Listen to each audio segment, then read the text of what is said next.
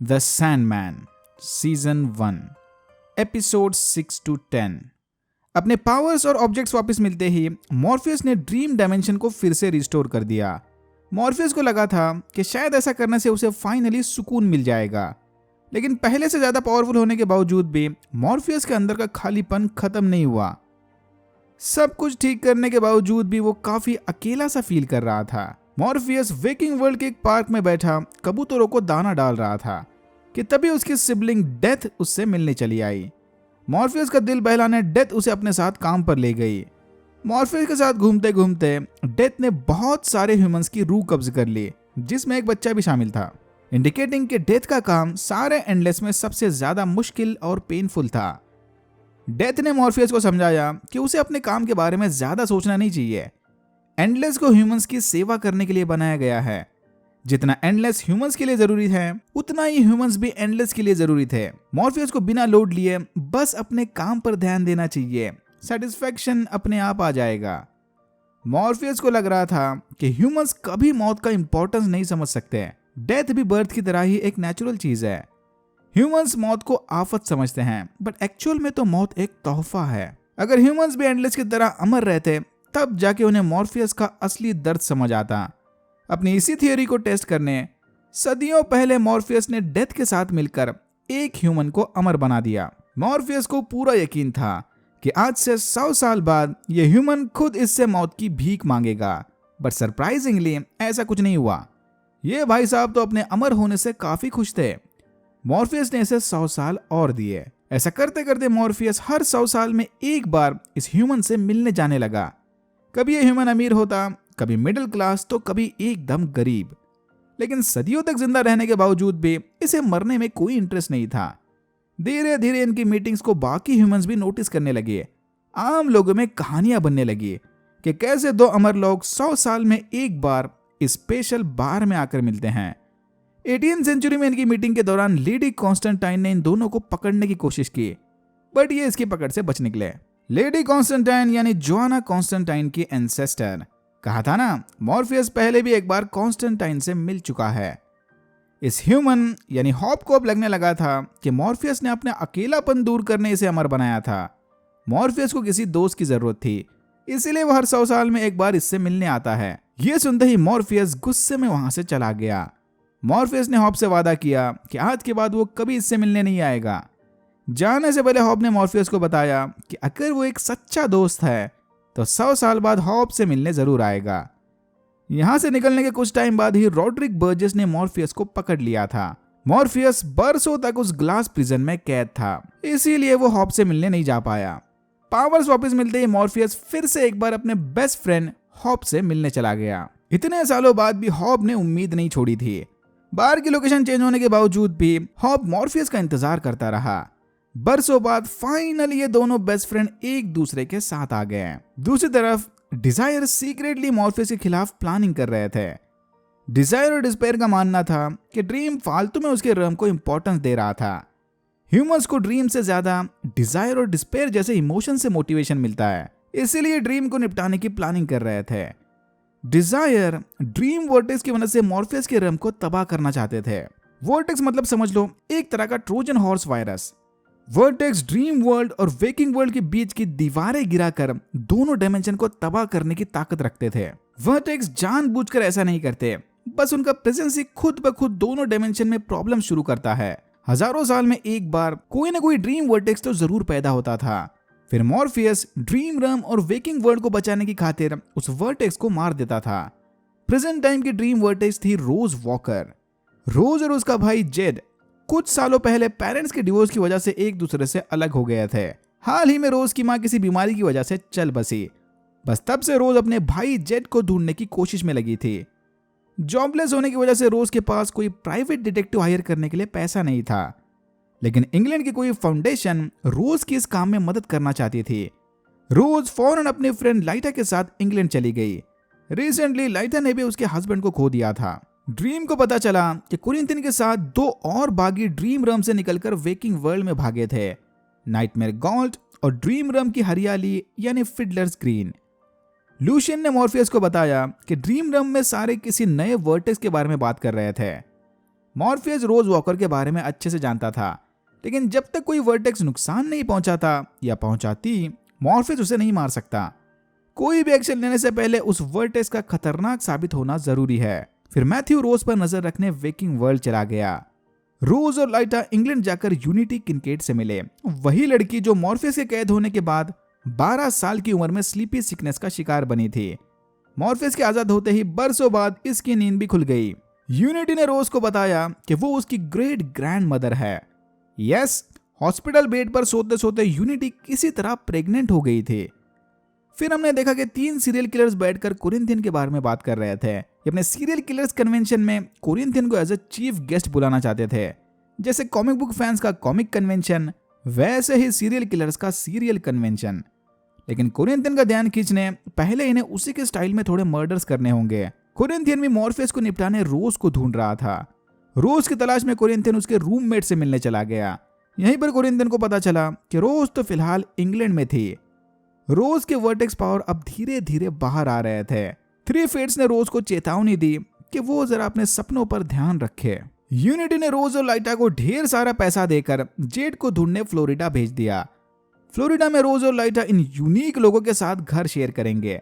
अपने नए रूममेट के साथ पार्टी करते वक्त रोज के ऊपर कुछ गुंडों ने हमला कर दिया, लेकिन समय रहते एक भले इंसान ने रोज को बचा लिया। वैसे देख के लग नहीं रहा था कि रोज को मदद की जरूरत थी। एनीवेज, रोज के बढ़ते पावर्स को देखकर ड्रीम रम में सारे थोड़ा परेशान थे। तभी लूशियन और ड्रीम का ध्यान गया कि जेड सिर्फ वेकिंग वर्ल्ड में नहीं बल्कि ड्रीम वर्ल्ड से भी गायब था। जेड को गॉल्ट ने उसकी सपनों की दुनिया में अटकाए रखा था। जेड फिलहाल एक टॉक्सिक फॉस्टर फैमिली के साथ रह रहा था, या फिर बोलो उनकी कैद में था। जेड ने घर छोड़कर भागने की कोशिश भी की थी, बट कोई फायदा नहीं हुआ। सीरियल किलर्स का मैसेज मिलते ही कोरिंथियन उनसे मिलने चला गया। पहले तो शायद कोरिंथियन इन्हें ढूंढकर मारने वाला था, लेकिन सीरियल कन्वेंशन के बारे में सुनते ही इसने अपना इरादा बदल लिया। कोरिंथियन सीरियल कन्वेंशन को अपने फायदे के लिए यूज करना चाहता था। ड्रीम रम में मॉर्फियस और लूशियन जेड के बारे में बात कर रहे थे। इनकी बातें सुनकर सपनों की दुनिया में घूमते घूमते रोज मॉर्फियस के कासल में चली आई। रोज को वहां देखकर मॉर्फियस काफी हैरान था। इससे पहले ऐसा कभी नहीं हुआ था कि कोई अचानक से मॉर्फियस के कासल में चला आया। मॉर्फियस ने रोज को बताया कि वो एक वर्टेक्स है। वर्टेक्स किसी के भी सपने में ट्रैवल कर सकते हैं। तो अब रोज दिन में अपने दोस्तों के साथ मिलकर जेड को वेकिंग वर्ल्ड में ढूंढेगी और रात में मॉर्फियस के साथ उसे ड्रीम रम में ढूंढेगी। गॉल्ट ने जेड के मां का रूप लेकर उसके लिए स्पेशल सपनों की दुनिया बनाई थी, जहां जेड सैंडमैन नाम का सुपर हीरो था। सैंडमैन की पहली कॉमिक बुक से related Easter eggs. Real world में जेड के फॉस्टर फादर ने उसे सबक सिखाने घर के बेसमेंट में बंद करके रखा था। इसे जेड से कोई मतलब नहीं था। उसे तो बस जेड को मिलने वाले $800 में इंटरेस्ट था। रोज की लाख कोशिश करने के बावजूद भी फॉस्टर हाउस ने उसे जेड का पता नहीं बताया। बट रोज की बातों से थोड़ा परेशान होकर फॉस्टर ऑफिसर ने जेड के घर विजिट मारने का डिसीजन लिया। इस विजिट के बारे में पता चलते ही अंकल जी ने जेड को फॉस्टर ऑफिसर के सामने थोड़ा अच्छा बर्ताव करने को कहा। अगर जेड ने कोई होशियारी दिखाने की कोशिश की तो ये उसकी हड्डियां तोड़ देगा। जेड के बेचारी फॉस्टर माँ अपने पार्टनर के सामने चाह कर भी कुछ नहीं कर सकती। वेल, एटलीस्ट कंप्लेंट तो कर ही सकती थी। कोरिंथियन न्यूज रिपोर्टर बनकर यूनिटी से पूछताछ करने चला गया, जहां उसे पता चला कि रोज फिलहाल जेड को ढूंढने फ्लोरिडा गई है। फॉस्टर मीटिंग के दौरान जेड ने चुपके से मैडम जी के पर्स में नोट डाल दिया, लेकिन इसके फॉस्टर डैड ने समय रहते उस नोट को निकाल लिया था। कोरिंथियन जेड को ढूंढते ढूंढते फॉस्टर हाउस चला गया और मैडम जी को मारकर जेड के फॉस्टर हाउस की लोकेशन पता कर ली। रोज ड्रीम के साथ सपनों की दुनिया में घूमते घूमते फाइनली जेड के सपने में भी घुस गई, जहां जेड गॉल्ड के साथ मिलकर सुपर हीरो खेल रहा था। रोज ने जेड को बताया कि ये उनकी असली मां नहीं है। उनकी असली मां तो सैडली कुछ दिनों पहले गुजर गई। बट डोंट वरी, जल्द ही ये जेड को लेने उसके घर आ रही है। फिर मॉर्फियस गॉल्ड को लेकर ड्रीम रम चला गया। नींद से जागते ही जेड रोज का नाम लेकर चिल्लाने लगा। ये सुनकर अंकल जी का गुस्सा कंट्रोल से बाहर हो गया। जेड का फॉस्टर डैड उसे बेल्ट निकालकर कूटने ही वाला था कि तभी वहां कोरिंथियन आ गया। पूरे सीजन में पहली और आखिरी बार इस बंदे को देखकर खुशी मिली। जेड के बेसमेंट से ऊपर आने तक कोरिंथियन ने उसके फॉस्टर पेरेंट्स को ठिकाने लगा दिया था। कोरिंथियन जेड को यह बोलकर अपने साथ ले गया कि उसे रोज ने यहां भेजा था। रोज के घर पहुंचने से पहले ही कोरिंथियन और जेड वहां से जा चुके थे। ड्रीम रम में गॉड ने मॉर्फियस को बताया कि उसे नाइटमेयर बनकर लोगों को डराना नहीं था, बल्कि अच्छा सपना बनकर लोगों के अंदर उम्मीद जगानी थी। इसीलिए वो ड्रीम रम को छोड़कर भागी थी। गॉल्ट का यह जवाब सुनकर मॉर्फियस ने गुस्से में उसे डार्कनेस में कैद कर दिया। लूशियन मॉर्फियस के इस फैसले से जरा भी खुश नहीं थी। भाई, इसको मैनेजमेंट ट्रेनिंग की सख्त जरूरत है। रोज एक वर्टिस के साथ रहते रहते लाइटा के सपनों पर भी असर पड़ने लगा था। लाइटा को हर रात उसके मरे हुए हस्बैंड के सपने आ रहे थे। सपनों की दुनिया में रहते रहते लाइटा प्रेग्नेंट हो गई, पर क्योंकि वर्टेक्स के इफेक्ट से ड्रीम वर्ल्ड और वेकिंग वर्ल्ड की दीवार कमजोर हो गई थी, नींद से जागने के बाद भी लाइटा ने देखा कि वो रियल वर्ल्ड में भी प्रेग्नेंट है। लाइटा ने रोज को बताया कि वो वेकिंग वर्ल्ड से ज्यादा ड्रीम वर्ल्ड में टाइम बिताना पसंद करेगी, उसके हस्बैंड और होने वाले बेबी के साथ, क्योंकि टेक्निकली सपनों की दुनिया में उसकी जिंदगी ज्यादा खुशहाल थी। लेकिन धीरे धीरे वर्टेक्स का असर ड्रीम वर्ल्ड पर भी नजर आ रहा था। वर्टेक्स के वजूद की वजह से यहाँ की जमीन पर दरारें पड़ने लगी। ये सब होता देख लूशियन ने मॉर्फियस को चेतावनी दी कि उसे जल्द से जल्द इस वर्टेक्स का कुछ करना होगा। कोरिंथियन जेड को लेकर सीधा सीरियल कन्वेंशन चला गया। कोरिंथियन रोज को इस कन्वेंशन में लाकर ड्रीम को फंसाना चाहता था। मैथ्यू की वजह से कोरिंथियन रोज से फेस टू फेस नहीं मिल सका, तो उसने रोज को कांटेक्ट करके कन्वेंशन वाले होटल बुलवा लिया। रोज उसके नए पार्टनर इन क्राइम गिलबर्ट के साथ कोरिंथियन से मिलने होटल चली गई। रास्ते में रोज की आंख लग गई और वो सपनों की दुनिया में चली गई, जहां उसकी मुलाकात लाइटा से हुई। ड्रीम वर्ल्ड और वेकिंग वर्ल्ड में टाइम एकदम अलग चलता था। वेकिंग वर्ल्ड के कुछ घंटे यानी ड्रीम वर्ल्ड के महीनों। लाइटा अब ऑलमोस्ट बच्चे को जन्म देने के लिए रेडी हो गई थी, लेकिन तभी वहां मॉर्फियस आ गया। मॉर्फियस ने इन्हें बताया कि वर्टेक्स और लाइटा का ये साइड मिशन पूरे ड्रीम वर्ल्ड को अपने साथ लेकर डूबेगा। मरे हुए लोग कभी वापस नहीं आते। इतना बोलकर मॉर्फियस ने लाइटा के हस्बैंड को ड्रीम रम से बाहर भेज दिया। और हाँ, क्योंकि लाइटा का होने वाला बेबी ड्रीम वर्ल्ड में कंसीव हुआ है, पैदा होने के बाद मॉर्फियस का उस पर हक होगा। यह सुनते ही रोज ने गुस्से में सबको सपने से बाहर निकाल दिया। होटल पहुंचते ही रोज और गिलबर्ट चुपके से नेम टैग्स चुराकर सीरियल कन्वेंशन में घुस गए। दोनों अलग अलग होकर जेड को ढूंढने लगे।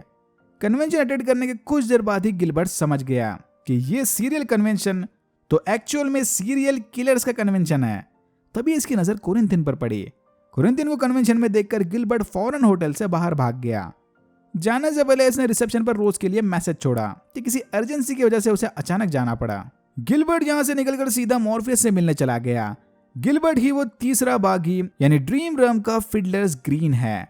इसने मॉर्फियस को बताया कि कोरिंथियन ने वेकिंग वर्ल्ड के एक होटल में सीरियल किलर्स का मेला लगा के रखा है। कोरिंथियन रोज को फंसाकर जरूर कोई बड़ा कांड करने के चक्कर में है। सीरियल कन्वेंशन में एक ब्लॉगर फैन बॉय भी घुस आया था।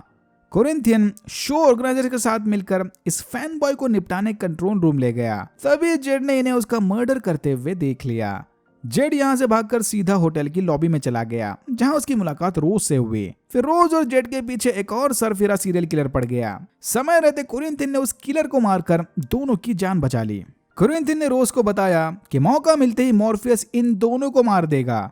बेसिकली कोरिंथियन वर्टेक्स को अपने साइड करना चाहता था, ताकि वो रोज की मदद से एक नई दुनिया बना सके।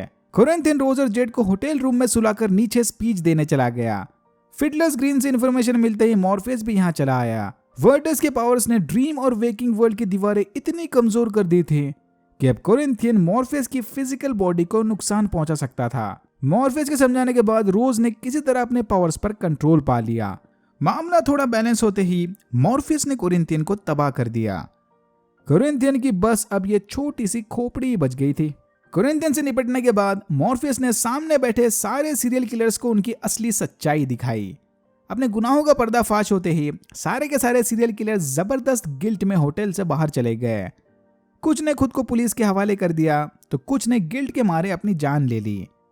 सब कुछ शांत होते ही रोज और जेड भी घर चले गए। मॉर्फियस अब रोज से सीधा ड्रीम वर्ल्ड में निपटेगा। लाइटा के लेबर में जाते ही सारे रूममेट्स उसे हॉस्पिटल ले गए। लाइटा ने रोज को मोटिवेट करते हुए कहा कि डोंट वरी, वो इस मॉर्फियस का भी हल निकाल लेगी।